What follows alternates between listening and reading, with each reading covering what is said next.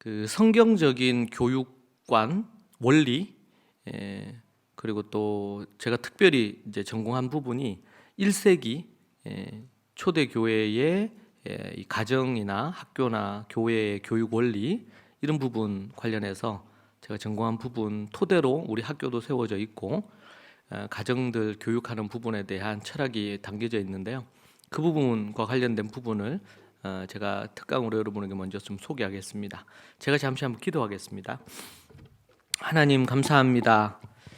믿음의 귀한 가정들을 우리가 또 만나게 해주시고 또 주께서 우리에게 주신 이 비전과 하나님의 관점에서 갖는 교육의 철학들을 함께 나눌 때에 깊은 공감과 함께 하나님의 뜻을 우리가 이룰 수 있도록 주님 도와주시고 사랑하는 귀한 자녀들이 여호와를 경외하는 자로 또 믿음의 남편과 아내로 아버지와 어머니로 또 이 세상을 아름답게 만드는 그런 인물들로 세워지게 주님 인도하시고 간섭해 주시옵소서.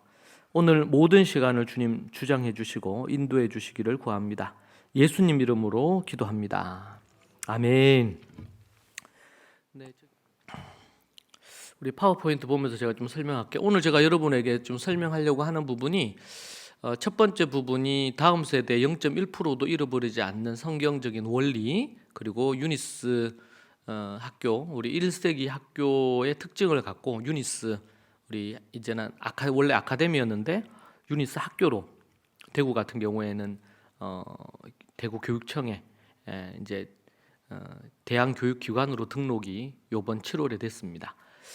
그래서 그 특징에 대해서 얘기하고, 그리고 유니스 우리 재학생 가정들 우리 몇몇 분들 간증하는 시간 갖고 그렇게 하고, 그 뒤에는 학교 소개하는 시간 갖도록 그렇게 하겠습니다. 다음 세대 0.1%도 잃어버리지 않는 성경적 원리인데요.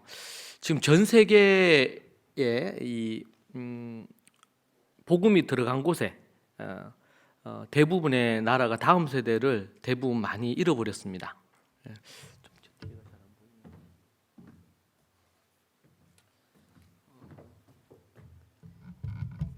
우리나라는 거의 95%가 지금 떠나고 있습니다. 믿는 집의 자녀들의 95%가 지금 떠나고 있는 그런 상황인데, 그 부분 관련해 가지고 전 세계가 지금 다음 세대들을 대부분 잃어버리고 있습니다. 유럽이나 미국 같은 경우에도 지금 유럽은 거의 한 2% 내지 3% 기독교 인구가 그렇게 되면서 백발의 이제 노인분들만 남아 있죠.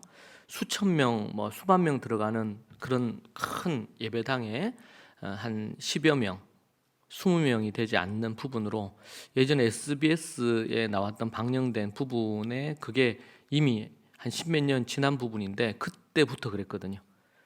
그래서 이제 한국도 그 영향들 속에 있고, 제가 중국도 한 3년, 또 일본도 한 3년 이렇게 제가 다니면서 사역을 했는데 크게 한국과 다르질 않습니다. 그래서 다음 세대들을 대부분 잃어버리고 있는 게 추세입니다. 남미 아프리카가 지금 이제 복음이 들어가서 계속 부흥하고 있는데, 아직까지는 우리나라도 그랬죠. 우리나라도 20, 30년 전, 제가 어릴 때만 해도 제가 중학생 때, 고등학생 때 이때만 하더라도 제 기억에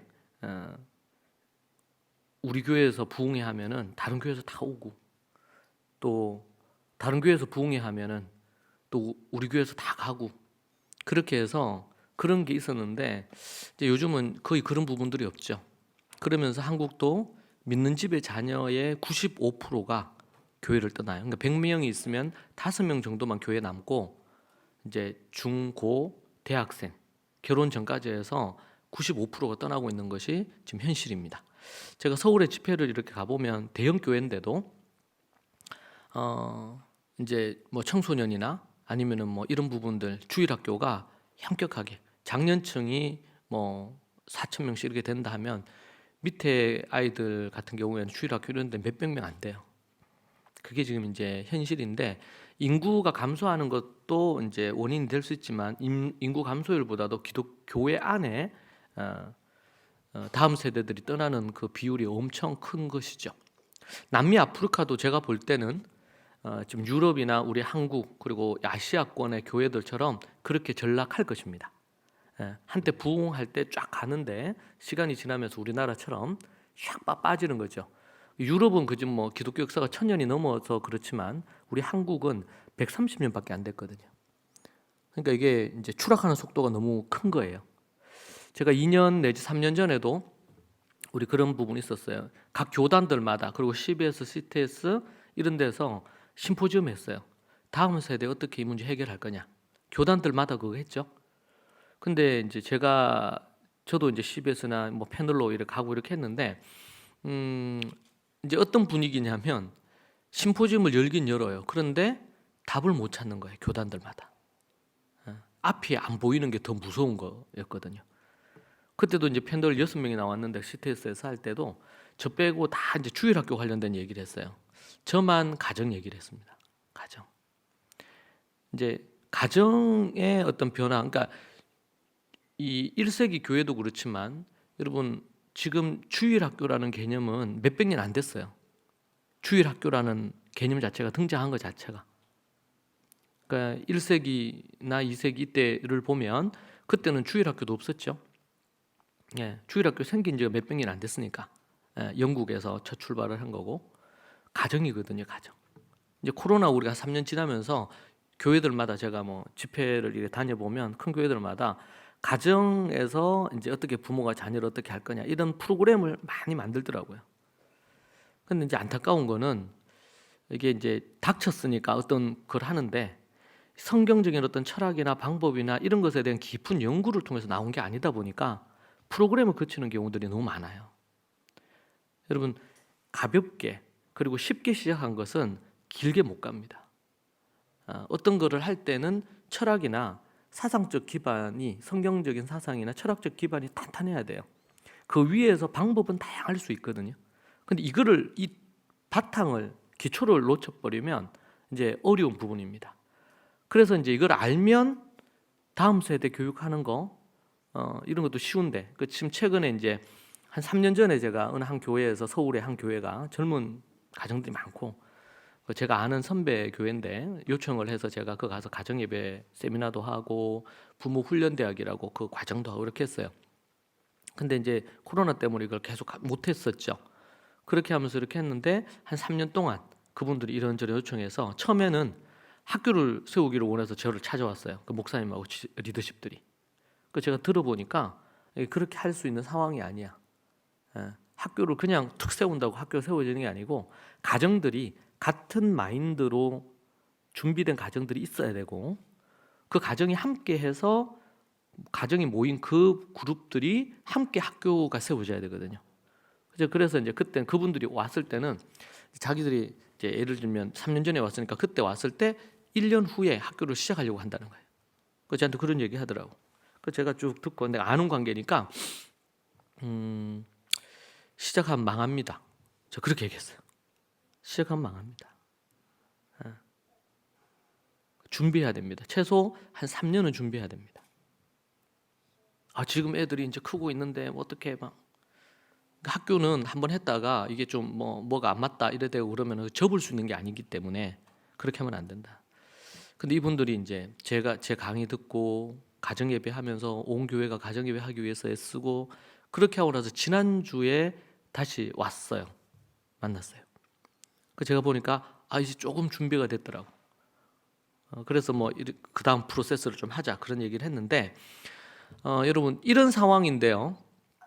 다음 세대를 1%도 잃어버리지 않는 0.1%도 잃어버리지 않는 앞에서 우리가 미국부터 시작해서 유럽, 아시아 그리고 남미 아프리카까지 봤잖아요.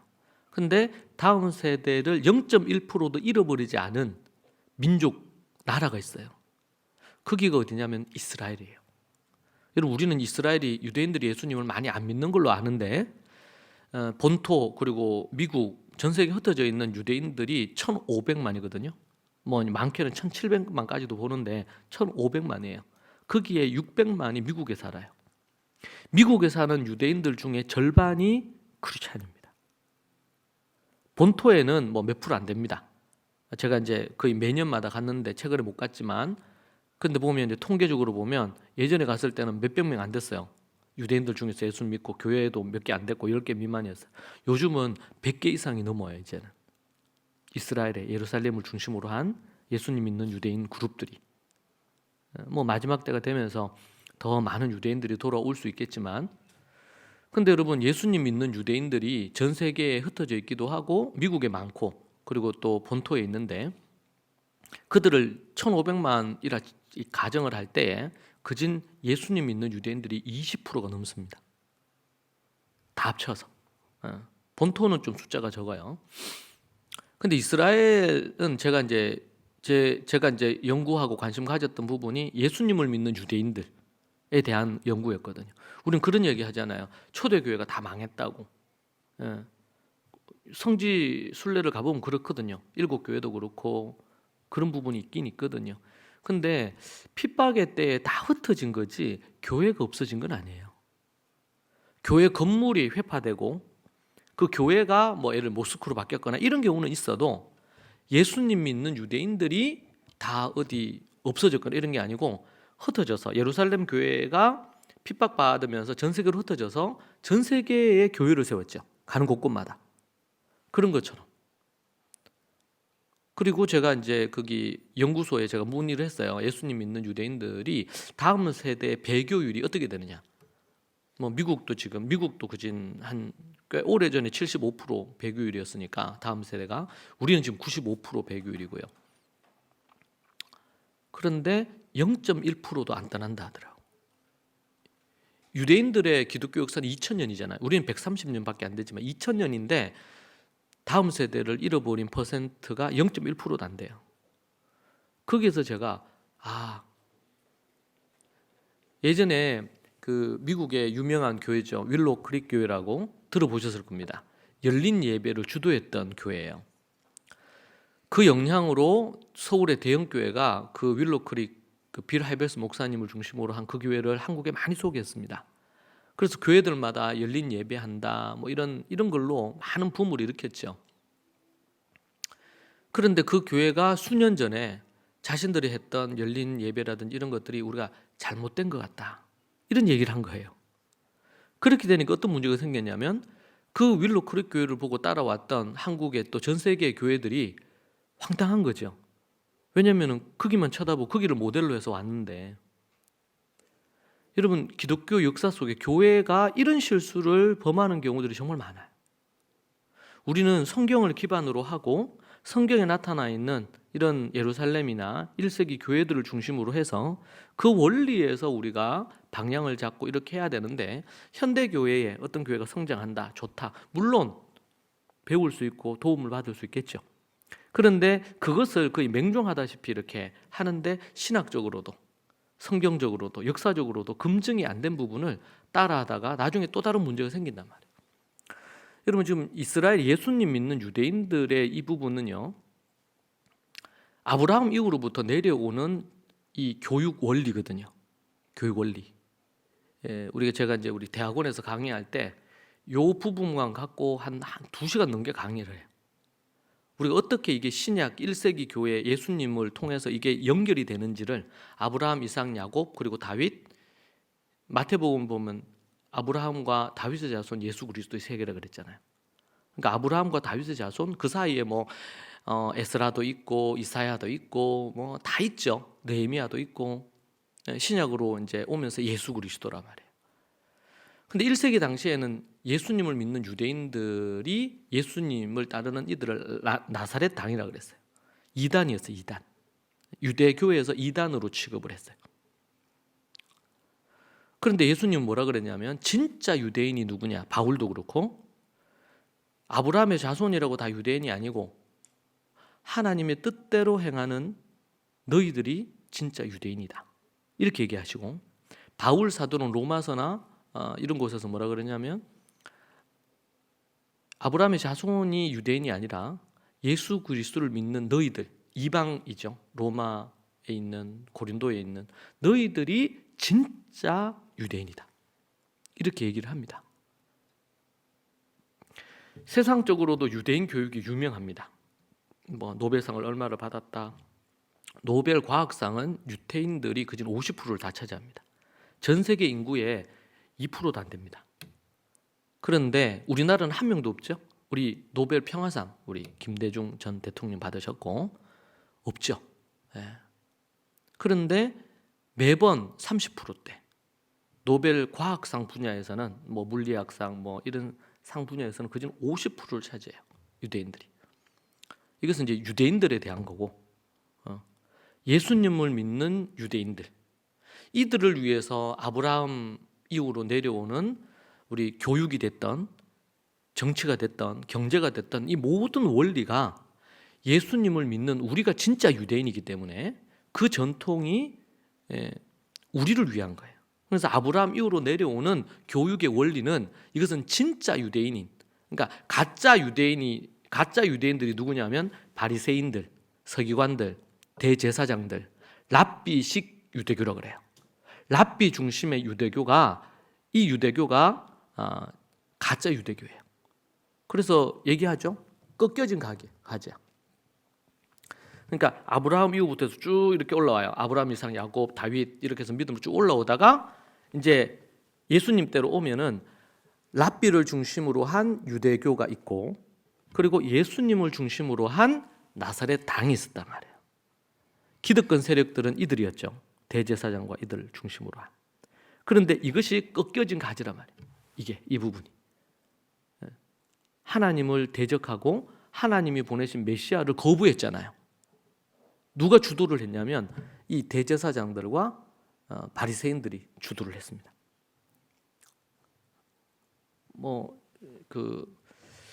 가나안 땅에 정탐하고 돌아와 가지고 10명이 부정적인 보고하죠. 그때 백성들이 다 그를 따랐잖아요. 예수님을 메시아로 거부하면서 믿지 않았던 그룹들이 이제 대제사장을 중심으로 해서 바리새인들 그리고 군중들이 예수님을 십자가에 못 박지 않습니까? 그런데 그때 예수 그리스도를 주로 시인하고 베드로 이하 사도들이 그들이 숨어 있었는데 그들에 의해서 그래서 이제 이게 나누어집니다.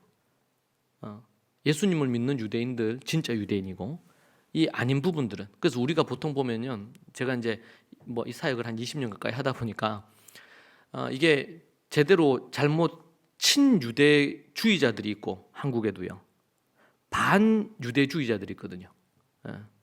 친유대주의자들은 유대인들 걸 막 다 따라하는 개념이에요.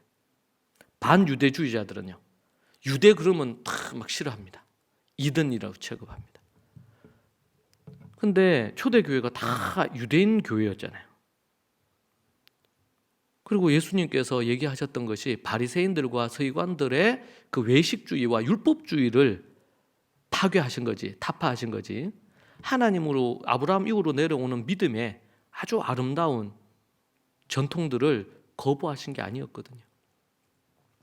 그런 부분을 우리가 생각해 볼 수 있습니다. 제가 이스라엘 기사 중에 하나인데 뭐냐면 이스라엘 교육부 장관이 어느 이제 학교에 가서 이런 얘기한 거예요. 우리에게 가장 중요한 과목은 성경이다. 우리에게 중요한 과목은 성경이다. 그 기사가 나왔는데 제가 보고 너무 감동받았어요. 전 세계에서 가장 하이테크한 기술력을 갖고 있는 전 세계의 나라 중에 가장 뛰어난 나라가 이스라엘이거든요. 그래서 창업 국가라는 책도 있어요. 이스라엘을 칭할 때. 그런데 이 교육부 장관이 뭐라 그러냐? 우리는 하이테크한 그런 산업을 발전시킨 나라지만 우리에게 가장 중요한 것은 다음 세대들에게 하나님의 말씀을 전수하는 거다. 우리의 교과서는 성경이다. 여러분 이것은 제가 이걸 보면서 우리 예수 믿는 우리들이 이렇게 말을 해야 되는 거 아닌가? 우리에게 정말 중요한 것은 성경이다. 성경이 우리 교과의 과목에 들어가야 되는데 그거 없이 모두 다 어디 뭐야? 소위 말해 스카이캐슬이죠. 명문대 가는 것에 학원, 과외 이런 것에 올인을 해가지고 요번에 우리 이제 11월 25일, 26일 컨퍼런스 하는데 제 강의의 첫 번째 제목이 괴물이 된 부모들이에요. 크리스찬들도 이걸 이 세상이 갖고 있는 이 흐름에 따라가는 거예요. 예, 흐름에 따라가요. 우리가 애들 말씀 가르치고 인성교육하는 거 좋은데 애들 학습적으로 떨어지지 않느냐. 제가 20년 동안 홈스쿨 사역과 이 학교 사역을 했거든요. 그렇게 흘러오면서 뭐 미국에서도 통계적으로도 검증이 다 됐지만, 네, 우리 그 올해 초 같은 경우에는 우리 학생 중에 졸업한 학생 중에 우리 출신이 서울대도 들어가고 그런 어떤 부분에 대한 거 있어요. 그게 뭐 좋은 대학 들어갔느냐 이게 중요한 건 아니지만, 그러나 많은 사람들이 신앙도 좋고 인성도 좋은데 학습적인 것 때문에 학원을, 과외를 이게 놓는 걸 불안해하거든요. 저는 그것 없이 해야 된다. 그것 없이, 학원 과외 없이 일반 학교를 다니는 것보다 훨씬 더 좋은 결과를 만들어낼 수 있다. 성경에서 얘기하는 믿음 위에 덕을 세우고 덕 위에 지식을 만들면. 여러분, 유대인들은요, 제가 뭐 이스라엘 갔을 때도 초등학교도 가고 중학교도 가고 이렇게 가보면 걔네들은 초등 때 교과를 그렇게 많이 강조하고 가르치지 않습니다. 많은 시간을, 저희 학교 같은 경우에 1, 2교시가 고3까지 1, 2교시가 성경으로 돼 있어요. 성경 읽고 묵상하고 하야하고 연구하고 이렇게 하는 걸로 돼 있습니다. 이스라엘에서는 어떤 나라에서는 고등학교인데도 그진 3교시까지 성경 과목이 주가 돼 있는 경우도 있습니다. 나중에 좀 뒤에 그 원리를 또 얘기해 드리겠는데, 성경이 가장 중요한 과목이다. 저는 이걸 보고 너무 충격받아요. 제가 제 책에서, 자식농사 주안에서 내야 된다는 책에서 첫 번째 챕터가 교과 교육, 국영수는 교육이 아니다. 좀 강하게 표현했어요. 그건 교과 교육이지, 교과 학습이지 교육은 아니에요. 교육은 여호와를 경외하게 만드는 거고 착한 양심으로 살게 하는 거고, 믿음을 갖고 그 위에 덕을 세움으로 학습적인 역량을, 믿음 위에 덕을 덕 위에 지식이라고 베드로서에서 얘기하고 있지 않습니까? 그 원리를 따라서 행할 때에 다음 세대를 0.1%도 잃어버리지 않을 뿐만 아니라 믿음뿐만 아니라 착한 양심을 가지라고 바울이 얘기했는데 그것도 갖게 되고, 그리고 학습적인 역량도 뛰어날 수밖에 없습니다. 이 원리를 따라가면. 그런데 우리는 보통 그냥 주일학교 데려간다든지, 옛날에는 우리 때에는 우리 부모님 세대들이, 믿는 부모님 세대들은 그냥 새벽기도부터 해서 가정예배 해가지고 막 이런 식으로 어떤 그 틀을 만들어 놓고 거기에 참여하면은 신앙이 좋아지는 걸로 착각을 했거든요. 근데 그게 아니고 실질적인 안에 하우가 있어야 돼. 어떻게 교육할 거냐, 구체적인 게 있어야 되거든요. 그걸 하면은 애가 뛰어나든 그렇지 않든 상관없이 믿음도 인성도 학습적인 역량도 뛰어날 수밖에 없습니다.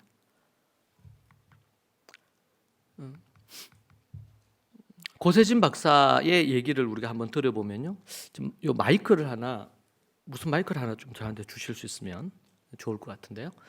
그 고세진 박사의 이 아티클인데, 제가 이 아티클을 보면서 되게 좀 이분은 세계적인 신학자입니다. 그리고 이스라엘에서 오랫동안 가르쳤던 분이기도 하고요.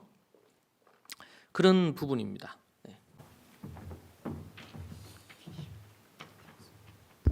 그분이 이제 아시아 연합신학대학 이제 총장으로 계시다가 이스라엘 예루살렘 대학에서 히브리 전공하고 고고학으로는 미국 시카고 대학에서 아시아인으로는 최초로 근동 고고학 분야의 박사학위를 받았어요. 네. 고세진 박사님이라고 아는 분도 계실 건데, 그분의 글을 제가 가져왔어요. 그분이 뭐라고 얘기했냐면 이런 얘기합니다. 그리스도 교회의 후발주자인 개신교는 회당의 두 기능인 예배와 평생 교육에서 예배만 취하고 평생 교육을 방기하였다. 그러니까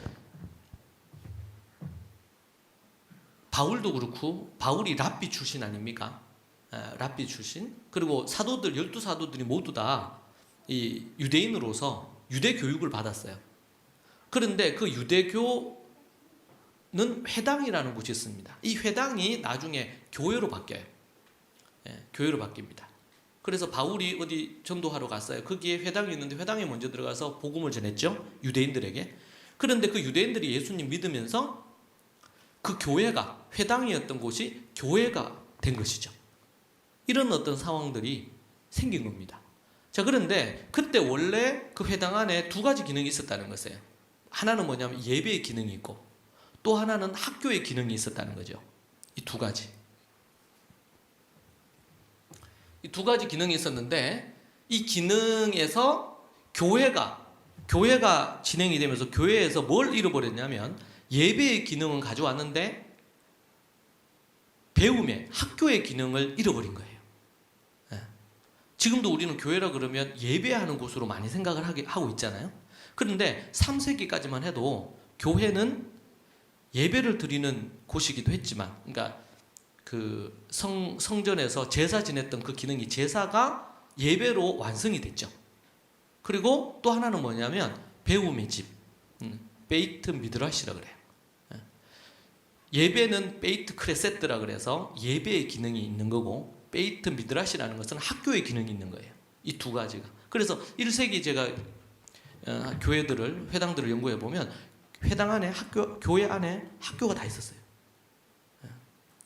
왜냐하면 미국에서도 어디 뭐 조지아에 처음 유대인들이 정착을 했는데, 정착할 때 미국인들이 원래 없는 곳에 땅을 구입을 해서 외곽지에다가 구입을 했어요. 그때 제일 먼저 하는 게 뭐냐면 그 마을의 센터에다가, 빈터의 중간에다가 회당을 짓고, 그리고 회당 옆에다가 학교를 지었어요. 그리고 나서 자기 집들을 지었거든요. 그런 구조로 했단 말이에요. 이 두 가지 기능. 그런데 4세기에 넘어서면서 뭐예요? 로마가 기독교의 중심이 되면서 이 예배의 기능은 있는데 사제들을 중심으로 한 학교 기능이 사라진 겁니다. 계속 우리 고세진 박사의 글인데, 고대 이스라엘 회당은 여호와 하나님을 찬양하는 기능과 공동체의 센터 역할을 하였다. 성전은 예루살렘 한 곳밖에 없었으므로 대다수의 유대인들은 자기 마을에 있는 회당에서 예배했다. 회당은 히브리어로 베이트 크레세트, 모임의 집이라는 뜻이고, 베이트 미드라시는 배움의 집이라는 뜻이다. 베이트 미드라시는 공부하는 집이라는 뜻에 걸맞게 공동체에 속한 사람들에게 전적으로 공부를 시키는 기관이었다. 부유한 마을이나 회당은 베이트 미드라시를 위한 건물을 지어서 회당 옆에다가 마을 다른 곳에 두어 학교 기능을 하였고, 가난한 마을이나 회당에서는 회당 건물 안에 베이트 미드라시를 두었다. 회당에서 공부를 했다는 말은 자연히 베이트 미드라시에 다녔다는 뜻이다. 이 말은 유치부터 시작해서 노년에 이르기까지 그 안에 베이트 미드라시라는 학교의 기능을 하는 부분이 있었어요. 지금도 제가 미국이나 뭐 외국에 가면 꼭 회당을 한 번씩 방문하는데, 거기 가보면 거기에는 50대, 60대, 70대, 80대들이 말씀을 연구하고 공부하는 베이트 미드라시 클래스가 있어요. 그게 지금도 흔적으로 남아있죠.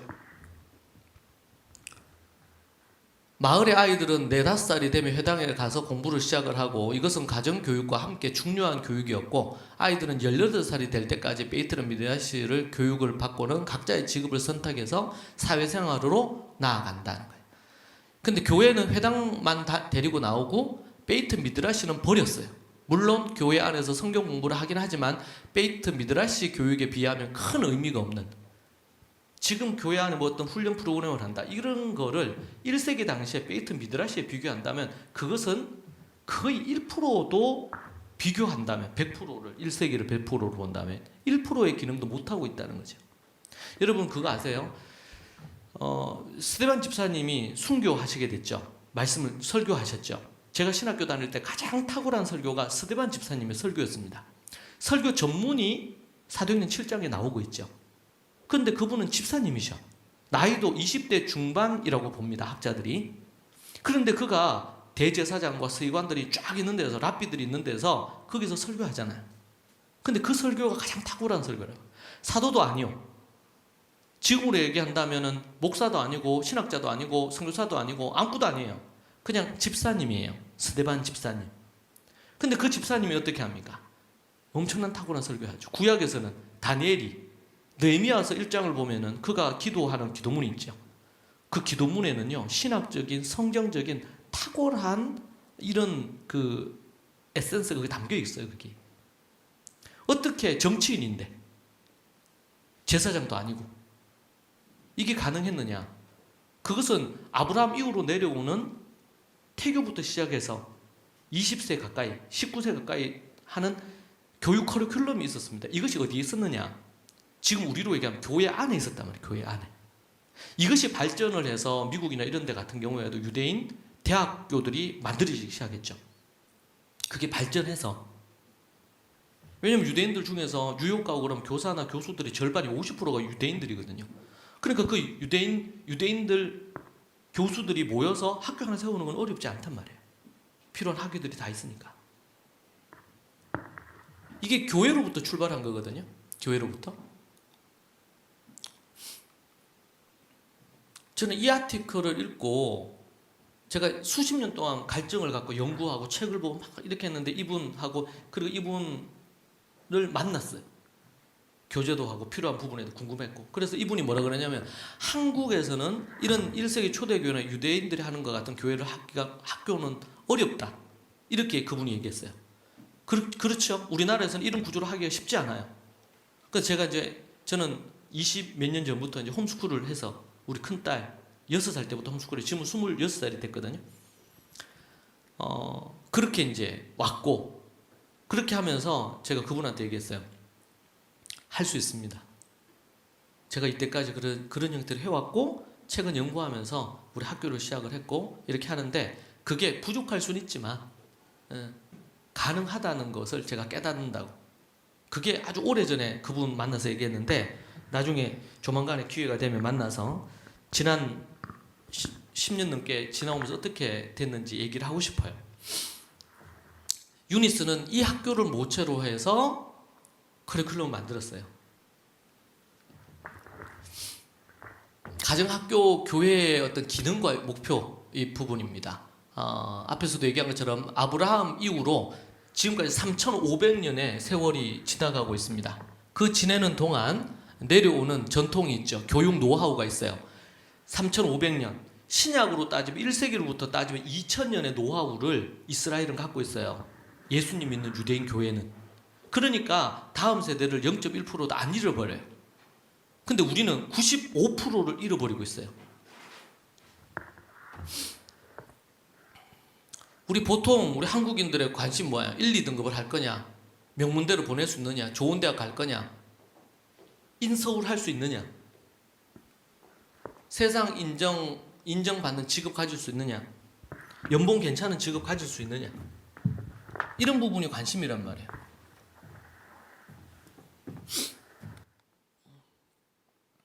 제가 갖는 슬로건입니다. 옆에 이렇게 현수막에도 있는데 순종하는 3살, 복종하는 7살, 효도하는 10대, 세상을 변화시키는 20대를 만들어야 된다. 제가 이거 한 20년 전부터 외쳤던 거거든요. 말씀의 사람을 만들고 제가 연구해 보니까 말씀을 전수하고 말씀을 전파하더라고요. 이네들이. 먼저 말씀의 사람을 만드는 작업을 해. 네, 말씀에. 여러분 제가 매년 지금 이제 요번에 하면 23회 우리 하야 캠프라고 우리 들어보신 분도 계실 건데 처음에는 14박 15일로 하루 온종일 성경 하야만 했어요. 하야가 뭐냐면 존재 가득 채우는 거예요. 말씀을. 암송이라고도 표현하는데 성경에는 암송이란 단어가 없습니다.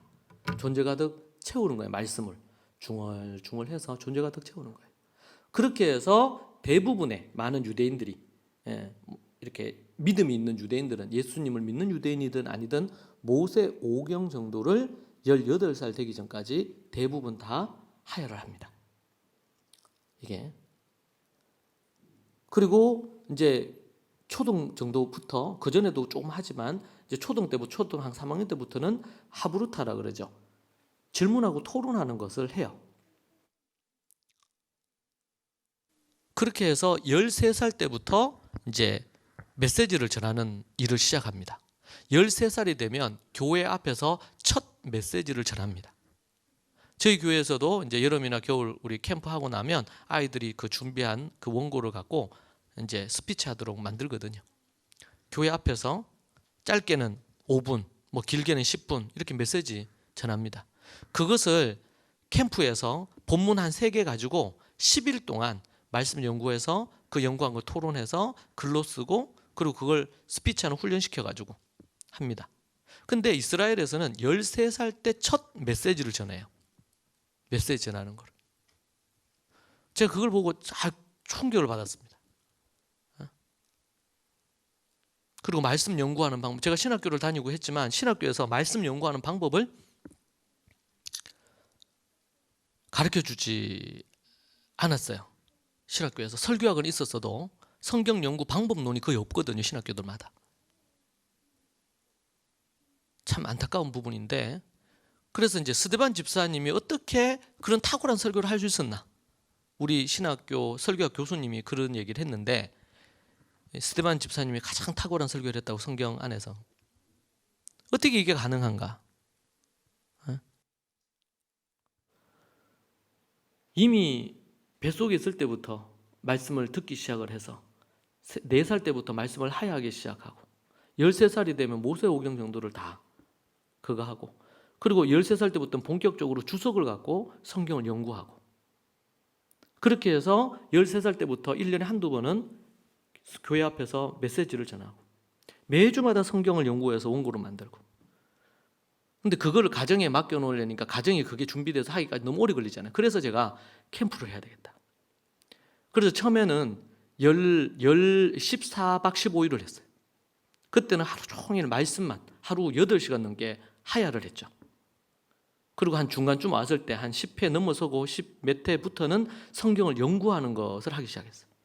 제가 이 얘기를 왜 하냐면, 저들은 똑똑하게 만들려고 성경을 하야하거나 성경을 하부르타 이렇게 한 게 아니거든요. 여호와를 경외하고 하나님을 사랑하는 자들로 만들려고 그걸 했어요. 그런데 모세오경을 외워져 버리니까 일반 학문을 하는데 탁월한 역량을 보이는 거예요. 여러분, 학업의 절반은 암기력이거든요. 나머지 절반은 이해력과 응용력, 창의력 이런 것들이에요. 근데 그건 어떻게 만들어지느냐? 연구하고 토론하고 그걸 글로 쓰고 또 다시 연구하고 그걸 발표하고, 이런 일련의 과정이에요. 진짜 공부, 학문이 뭐냐? 대학원에서 석사, 박사 공부를 하시는 분도 하셨고 이렇게 하신 분도 계시겠지만, 거기서 하는 건 뭡니까? 책을 연구하고 관련 주제를 연구해서 토론하고 그걸 글로 쓰고 다시 거기에다 첨가하고 뺄 거 빼고 이렇게 하면서 논문을 쓰는 작업이거든요, 실제로는. 최근에도 제가 어디 서점 나갔다가 그런 책이 있더라고요. 읽고 쓰지 못하는 아이들. 제목이 그래요. 읽어내고 눈으로 읽는 게 아니고 독해력이죠. 한글인데 읽고 그 문장이 어떤 의미를 갖는지 이해를 해야 되는데 그걸 안 하고, 요즘 뭐 스마트폰이나 갖가지 많은 것들을 하다 보니까, 그리고 생각을 안 해. 사고력이 없으니까요. 자기 생각을 못 만들어내요. 그러니까 뭐야? 글이 안 나오죠, 글이. 많은 양의 책을 읽어야 되거든요. 그게. 근데 우리나라는 입시 지옥이라 수능에 초점을 맞춰가지고 그런 뭐 책 읽을 여유도 없죠. 달달달달 외워가지고 그런 형태로 공부해요. 심지어 이제는 대학들도 그런 형태의 대학들은 이제 뒤로 넘어가게 됐어요. 밀리게 돼 있어요. 말씀의 사람을 만든다라고 할 때는 말씀 하야와 그리고 말씀을 연구하고 토론하고 스피치하는 거, 이것을 기반으로 하는 거예요. 그러니까 말씀을 부지런히 하니까 뭐가 생기고 암기력이 뛰어나지고, 근데 이게 일반 학문으로 가니까, 교과로 가니까요, 다른 이들보다 3배, 5배, 10배 이상 빠른 속도로 암기하는 능력이 생기고 읽을 수 있는 역량이 성경으로 만들어진 거예요. 성경에서. 앞에서도 얘기했잖아요. 우리의 교과서는 뭐다? 성경이다. 여러분, 여기에 엄청난 답이 있어요. 이것을 가정에서 하고 학교에서 하고 교회에서 하는 거예요. 아이들에게. 되도록이면 인터넷이나 스마트폰이나 이런 것들을 멀리하고 거기에 에너지를 쓰고 즐거움을 갖고 이렇게 하는 거죠. 그러니까 일반 학문으로 들어오면 걔네들이 초등 때 별로 영어 정도 합니다. 기본 교과를 하긴 하지만 거기에 에너지를 거의 안 써요. 그중 한 40, 50% 이상을 성경에 둔다고. 성경. 우리가 김치로 김치국 먹고 김치전 먹고 김치볶음밥 해 먹고 이런 것처럼 성경으로 읽고 해야 하고 외우고 연구하고 토론하고 글을 쓰고 발표하고 이런 걸 성경을 갖고 학문적인 기반을 만드는 거예요. 그러니까 미국에서도 그렇고요. 중학생이 되면 못 따라가요.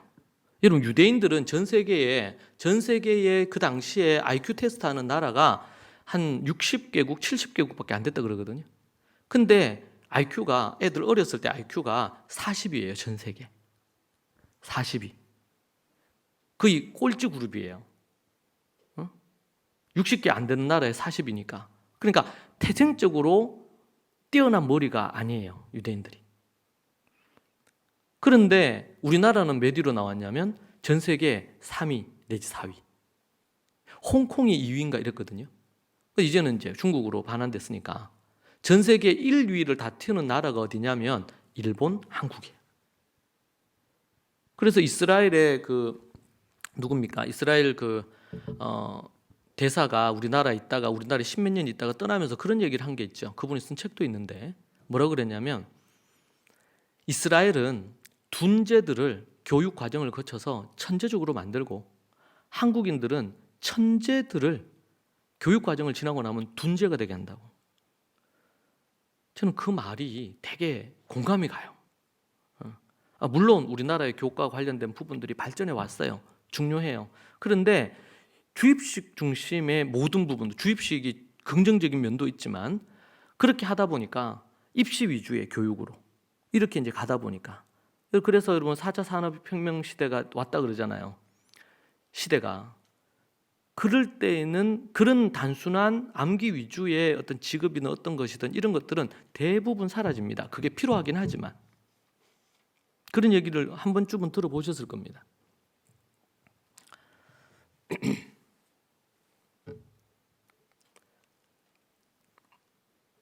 가정과 교회가 학교 교육의 주도권을 가져야 됩니다. 특별히 가정이 학교 교육의 주도권을 가져야 된다.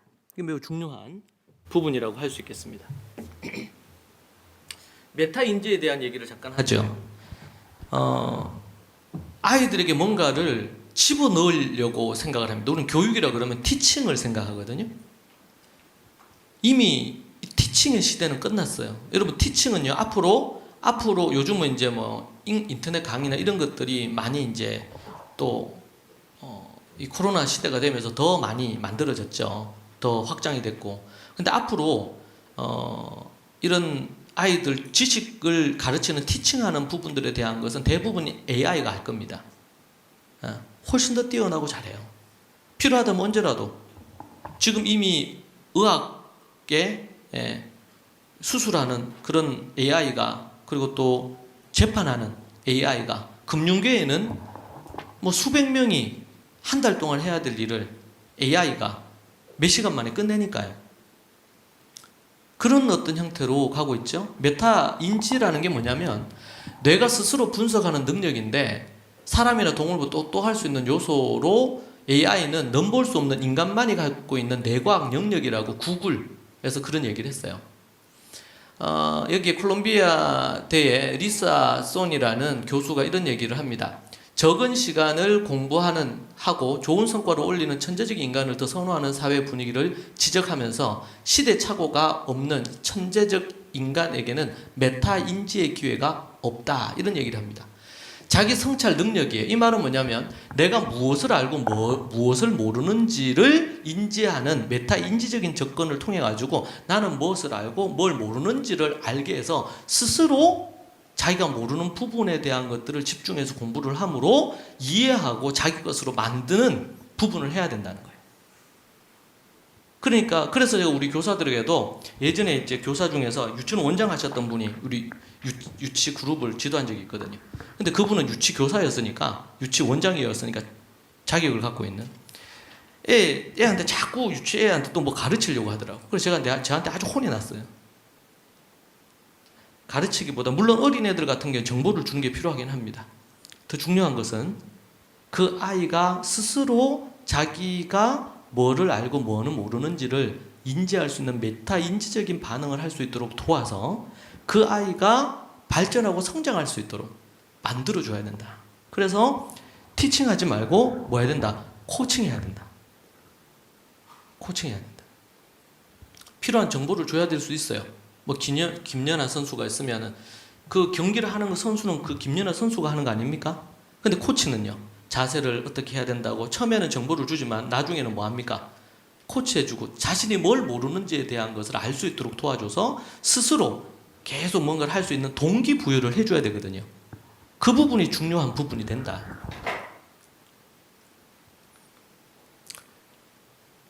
에빙하우스의 망각고선이라고 그럽니다. 하루가 지나면 그날 공부한 것에 92.8% 가까이 잊어버립니다. 그래서 이제 뭐 에빙하우스 망각곡선이라고 그래서 어떻게 이제 반복적으로 학습을 해야 될지에 대한 얘기를 합니다. 그래서 20분이 지나면 뭐 1시간이 지나면 하루가 지나면 뭐 몇 프로가 없어지고 뭐 이런 얘기가 나오거든요. 자료에 보면. 네.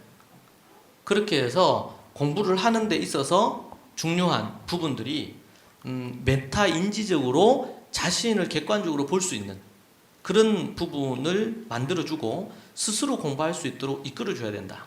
메타 인지적으로. 그래서 제가 저는 초등학교 3 우리 제 딸들 3명 모두 다 그렇게 교육을 했고요. 홈스쿨 하면서 그렇게 교육을 했고 초등 고학년부터는 가르치질 않았어요. 왜냐면 필요하면은 자기가 모르겠으면 책 보면 되고 모르겠으면은 인터넷 강의 들으면 되니까요. 문제는 동기부여하고 자신이 왜 그걸 해야 되는지 그리고 무엇을 해야 되는지를 가르쳐줘야 됩니다. 그것을 코치해줘야 돼요. 그게 중요한 부분이에요. 그리고 반복적으로 반복 학습을 하는 것의 중요성에 대한 거. 여기도 보면 이제 우리가 교육에 대한 부분에 대한 수동적인 학습 방법이죠. 수업 듣는 거 읽기, 듣고 보기, 시연하기. 근데 참여적 학습 방법이에요. 집단 토의하는 거, 연습하는 거. 요번에도 제가 9월 달에 9월 말쯤 10월 초쯤에 불시에 초등 3학년 이상 전체 불시에 제가 백지를 주고 9월 달 동안 공부한 거 있잖아요. 그걸 적어보라 그랬어요. 매일 필요한 부분에 대한 이해하고 그리고 내가 소화를 시켜서 내 걸로 만들어야 되거든요. 이게 공부는 매일 그렇게 하는 거지 뭐 이게 벼락치기로 해서 되는 것도 아니고 그렇게 해서는 길게 뭔가를 할 수는 없죠. 그래서 불시에 합니다. 그렇게 테스트를 하면 어떤 생각을 하게 돼요? 처음에는 기분이 안 좋죠. 갑자기 시험 치니까. 근데 테스트를 해보면 뭐가 나옵니까? 내가 알고 있는 게 뭐고 모르는 게 뭔지가 구분이 돼요. 그러면 공부는 어디에, 학습은 어디에 초점을 두고 해야 돼요? 아는 것을 다시 볼 필요는 없겠죠. 모르는 부분을 다시 반복해서 보고 그러고 다시 또 테스트를 해요. 시험을 친다는 것은 매우 좋은 겁니다. 내가 공부를 했는데 여러분 그래서 그런 비유하죠. 여러분 열심히 일을 했어 한 달 동안. 그러면 이제 한 달 지나고 나면 월급날에 뭘 받아요? 월급을 받죠. 기분 좋아요 안 좋아요? 네, 월급 받는. 시험 치는 날은 월급 받는 날이에요. 애들한테 그렇게 제가 가르치거든요. 월급 받는 날. 왜냐면 열심히 했는데 한 것에 대한 결과를 얻는 거잖아요. 그리고 내가 뭘 알고 뭘 모르는지를 자기 스스로 캐치할 수 있는 기회예요. 그래서 모르는 부분을 공부해서 오답해서 이렇게 하는 부분으로. 저희 학교에서는 학원 앞에서도 얘기 드린 것처럼 학원이나 기본적으로 학원이나 과외를 못하도록 되어 있습니다. 하는 것이 만약에 발각이 됐다. 그러면은 학교에서 나가야 돼요. 그런데 정말 너무 이제 늦게 왔는데 중학생 아니 고등 늦게 왔는데 너무 준비가 안 돼 있다. 그러면은 이제 검토를 해서 혹시 필요하다면 좀 도움을 받아라 이렇게 합니다. 근데 그게 제가 좀 두려운 건 뭐냐면 학원에 가면은 아니면 뭐 과외를 하잖아요. 그러면은 이게 그게 쑥 빨려들어요. 뭐 해야 될 게 많어. 또 그쪽 선생님들이 뭐 이것저것 해야 된다고 얘기를 한단 말이에요. 그러다 보면 이게 그냥 내가 좀 모르는 부분을 조금 내가 도움 받아야 돼. 이게 아니고 거기에 매여서 거기에 끌려다니거든요. 그렇게 하면은 제대로 된 성적을 올릴 수가 없고 결과를 만들어낼 수가 없어요. 그게. 그래서 제가 근본적으로 반대해요. 이번에도 아까 전에 얘기한 것처럼 그 서울대 갔다는 우리 학생 중에 한 명이 걔네 학원 한 번도 안 갔거든요. 과외도 한 번도 안 했고 딱 앞에서 얘기한 것처럼 메타인지적인 이 방법으로 진행을 하는 거예요.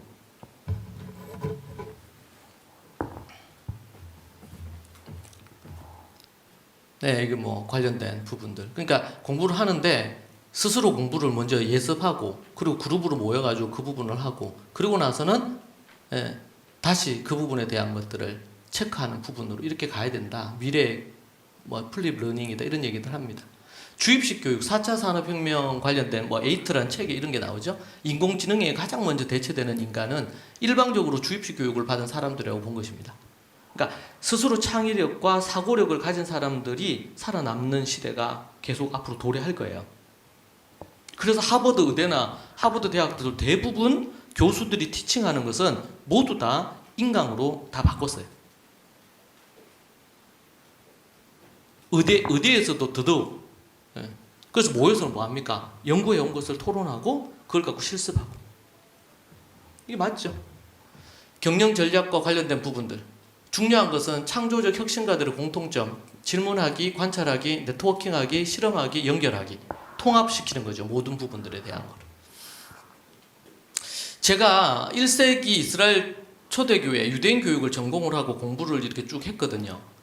그것이 이게 유대인들을 위한 게 아니고 진짜 유대인 앞에서도 얘기한 것처럼 우리들을 위해 예수님 믿는 우리들을 위해서 이렇게 했단 말이에요.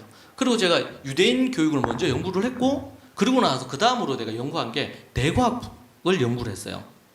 그게 한 5, 6년 전이었던 것 같아요.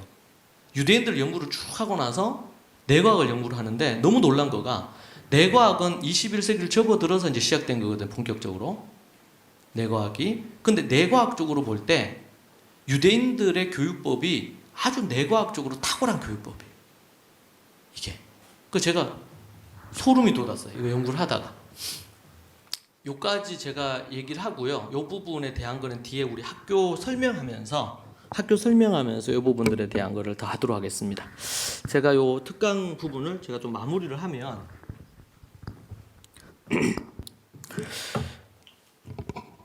우리는 하나님의 말씀을 바탕으로 이제 믿음과 그 믿음 위에 덕을 세우고 인성이죠. 그리고 그 위에 학습적인 부분들을 올려놔야 돼요. 그렇게 할 때에 자녀들을 잃어버리지 않을 뿐만 아니라 그 자녀들의 효도하는 10대라 그랬잖아요. 효를 행할 수 있는 10대로 준비를 시킬 수가 있어요. 근데 이런 과정을 거치면서 학습 역량이 자연스럽게 만들어져요. 이게 하나님의 교육의 원리의 부분이거든요. 오늘도 우리 오전에 우리 1년에 한 번 가을에 이 시즌에 아이들이 발표를 합니다. 바이블 앤 아츠 페스티벌이라고 그래서 말씀과 예술의 어떤 축제다 이런 부분으로 해서 발표하거든요. 근데 그 어머니 중에 한 분이 이런 얘기를 하시더라고요. 우리 유니스에 다니면 애들 어디 뭐 좋은 대학 보내고 뭐 좋은 대학 보내는 게 우리의 목적이 아니니까 그런 부분으로 이렇게 하고 그렇게 출발을 했다고 하시더라고요. 그분이 이제 6년? 우리 학교 보낸 지 6년인가? 뭐 이렇게 됐어요. 근데 지금 이제 중3이에요, 중3. 그런데 이제 올해 이제 명문대 들어가고, 그렇게 하는 부분들을 이제 보면서, 우리가 이렇게 하나님의 말씀대로 이렇게 할 때에 학습적인 부분에 있어서도 뒤지지 않을 수가 있구나. 그 애도 그런 얘기를 했다 그러고요. 그런 얘기를 하더라고요. 여러분, 우리가 세상에서 학원 중심의 그리고 또 수능 중심의 이런 어떤 형태의 공부의 방향을 갖고 그렇게 자녀를 교육하는 것을 그렇게 하지 않고도 정말 하나님이 기뻐하는 신앙과 인성과 학습적 역량을 갖춘 자녀들을 충분히 만들 수 있는 부분들이 하나님이 우리에게 이미 주셨고 이미 이스라엘에서 3,000년 넘게 검증이 됐고 예수님 믿는 유대인들로부터 이미 0.1%도 안 떠나는 이런 상황들이 만들어졌습니다. 그리고 사회에 영향력을 미치거나 이런 부분에 대해서 충분히 영향이 있는 부분으로 나왔다는 것을 볼 수가 있어요. 제가 그렇게 해서 이제 홈스쿨로 출발해서 이런 1세기 교회를 중심으로 한 학교를 설립하고 그렇게 해서 온 지가 이제는 21년째가 됩니다. 21년째가 되는데 여러분들이 이런 성경적인 가치, 이런 원리에 따라서 여러분의 가정도 세우고 그렇게 했으면 좋을 것 같습니다.